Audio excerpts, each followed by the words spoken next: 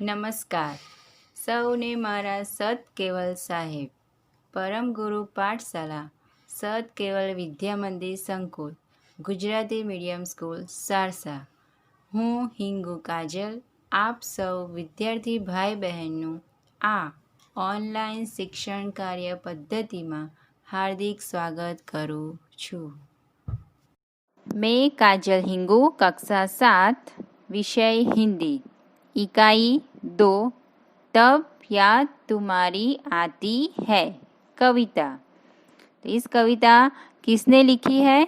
तो राम नरेश त्रिपाठी. ये कविता किसने लिखी है? इस कवि का नाम क्या है? राम नरेश त्रिपाठी. तो मैं आपको इस कवि की पहचान करवाती हूँ. राम नरेश त्रिपाठी का जन्म 4/3/1889 को उत्तर प्रदेश में सुल्तानपुर जिले के कोयरीपुर गांव में हुआ था. राम नरेश त्रिपाठी का जन्म 4/3/1889 को उत्तर प्रदेश में सुल्तानपुर जिले के कोयरीपुर गांव में हुआ था. वे कवि, उपन्यासकार, नाट्यकार और आलोचक थे. उनकी मुख्य काव्य कृतियाँ मिलन, पथिक, स्वप्न और मानसी है.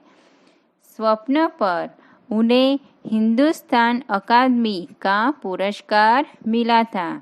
तो विद्यार्थी मित्रों, राम नरेश त्रिपाठी को किसका पुरस्कार मिला था?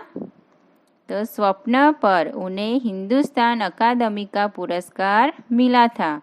उनकी हे प्रभु आनंददाता ज्ञान हमको दीजिए, हे प्रभु आनंददाता ज्ञान हमको दीजिए प्रार्थना बहुत प्रसिद्ध है.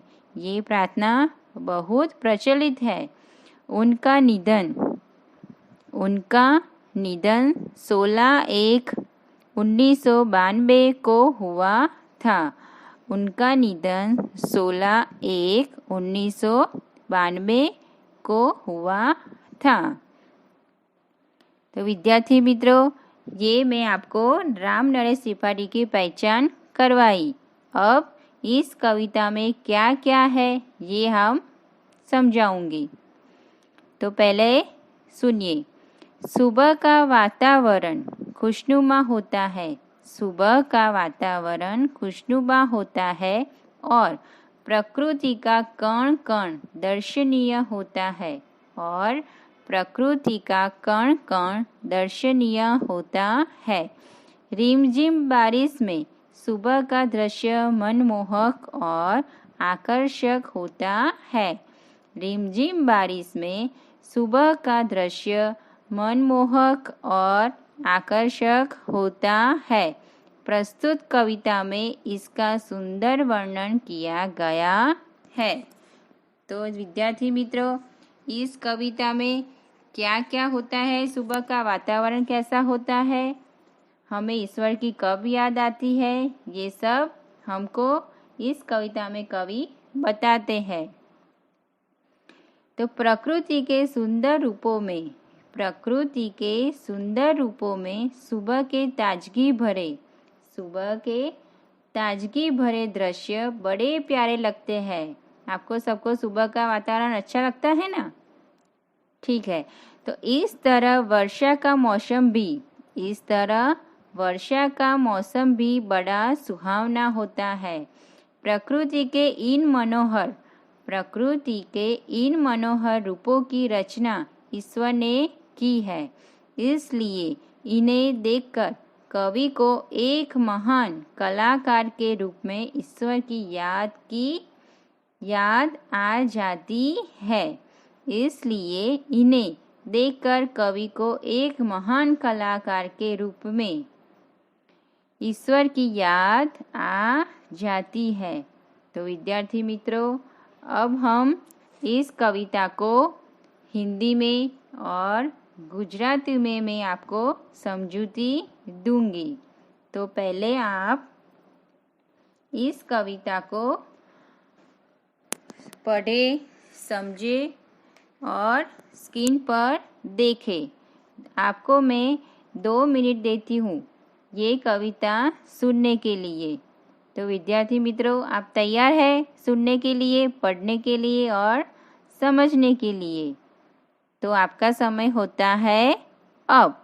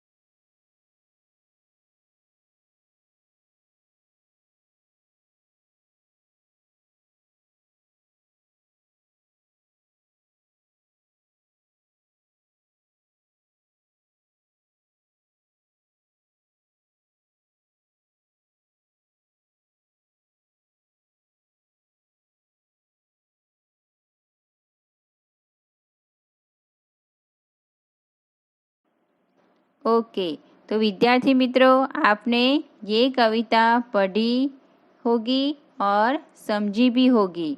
तो मैं आपको इस पंक्ति यानी इस कविता को मैं आपको हिंदी में भी समझाती हूँ और गुजराती में विस्तृत अर्थ समझाती हूँ। तो हम पढ़ते हैं इस कविता। जब बहुत सुबह चिड़िया उठकर, जब बहुत सुबह चिड़िया उठकर कुछ गीत खुशी के गाती है, कलियां दरवाजे खोल खोल जब दुनिया पर मुस्काती है, खुशबू की लहरें जब घर से बाहर आ दौड़ लगाती है। तो विद्यार्थी मित्रों, अब मैं आपको हिंदी में भी समझाती हूँ और गुजराती में भी, फिर हम कविता गान भी करेंगे। ओके, चलो विद्यार्थी मित्रों, अब हम इसकी समझूती सुनते हैं। चिड़िया भोर से जल्दी उठकर, चिड़िया भोर से जल्दी उठकर इस तरह चहचहाने लगती है जैसे वे खुशी के कुछ गीत गा रही है। कलियां भी अपने दरवाजे, कलियां भी अपने दरवाजे खोल खोल कर दुनिया पर मुस्काने लगती है। कलियां भी अपने दरवाजे यानी पंखुड़ियाँ खोल खोल सोती हुई दुनिया पर मुस्काने लगती है।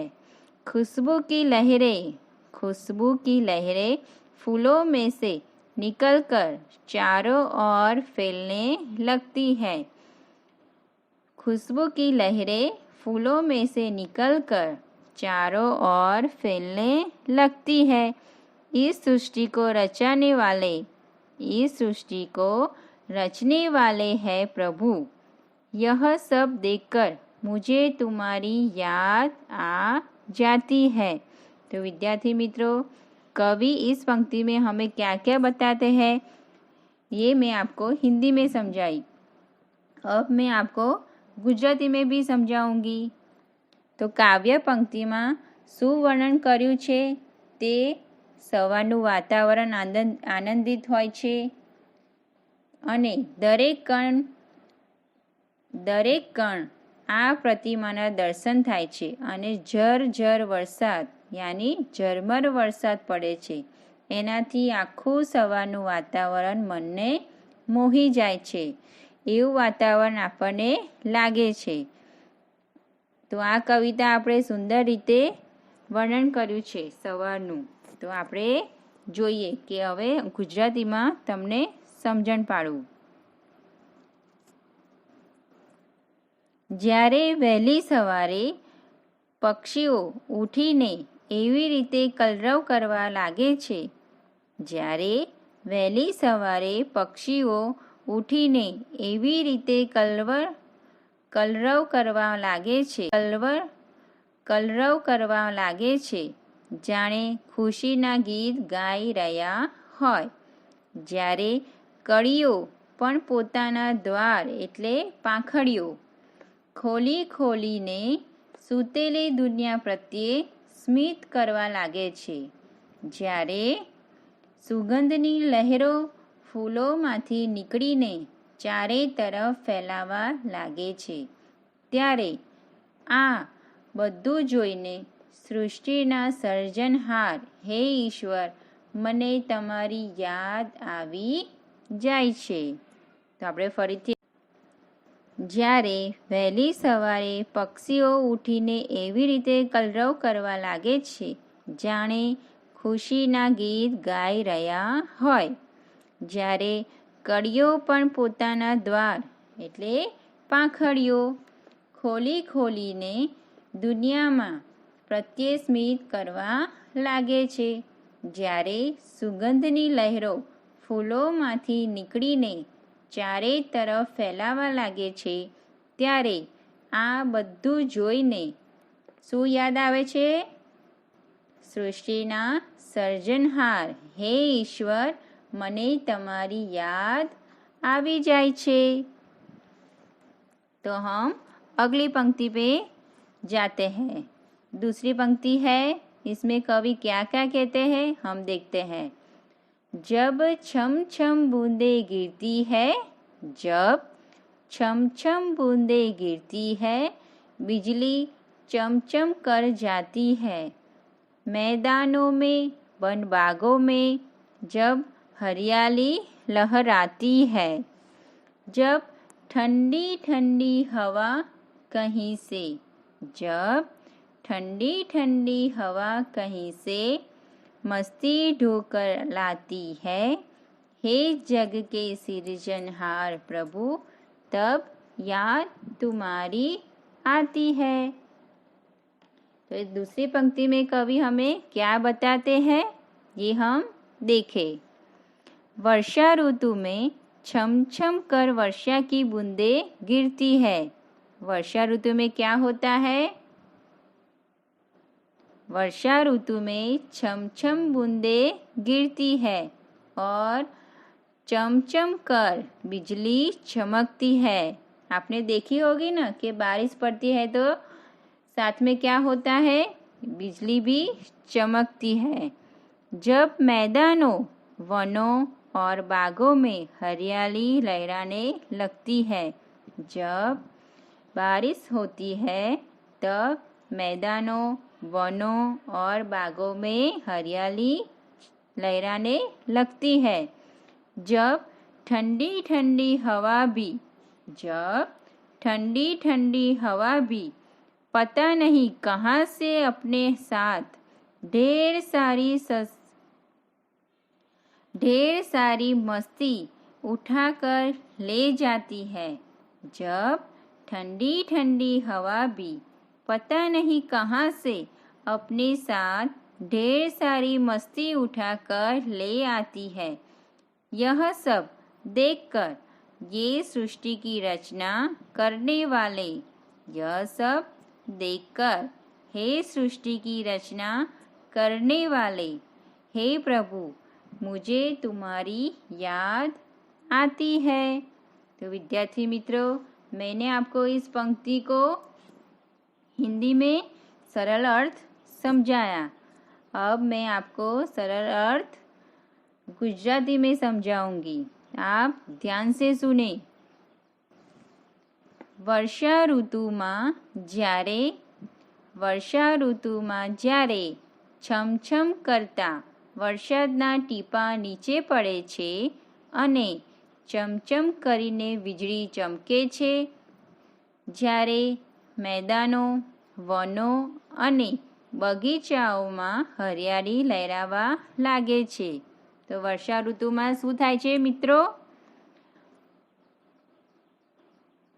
વરસાદ પડે અને સાથે સાથે વીજળીના ચમકારા બી થાય છે, હે ને? તો જ્યારે મેદાનો, વનો અને બગીચાઓમાં હરિયાળી લહેરાવા લાગે છે અને વરસાદથી શું થાય? મેદાનો અને વન બગીચાઓમાં હરિયાળી લહેરાવા લાગે છે. જ્યારે ઠંડો ઠંડો પવન પણ ક્યાંથી પોતાની સાથે જ્યારે ઠંડો ઠંડો પવન પણ ક્યાંકથી પોતાની સાથે ભરપૂર મસ્તી લઈને આવે છે, ત્યારે શું યાદ આવે છે?